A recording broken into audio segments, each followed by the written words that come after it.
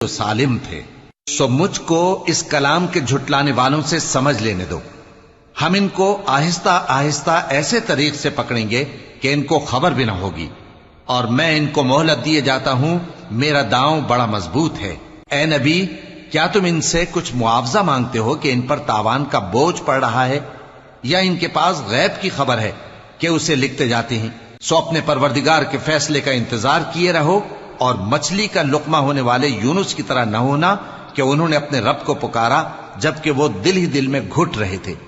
اگر ان کے پروردگار کی مہربانی ان کو نہ سنبھال لیتی تو وہ چٹیل میدان میں ڈال دیے جاتے مذموم حالت میں۔ پھر ان کے پروردگار نے ان کو برگزیدہ کر کے نیکوکاروں میں شامل کر لیا۔ اور کافر جب یہ نصیحت کی کتاب سنتے ہیں تو یوں لگتے ہیں کہ تم کو اپنی نگاہوں سے پھسلا دیں گے، اور کہتے ہیں کہ یہ تو دیوانہ ہے۔ اور لوگوں،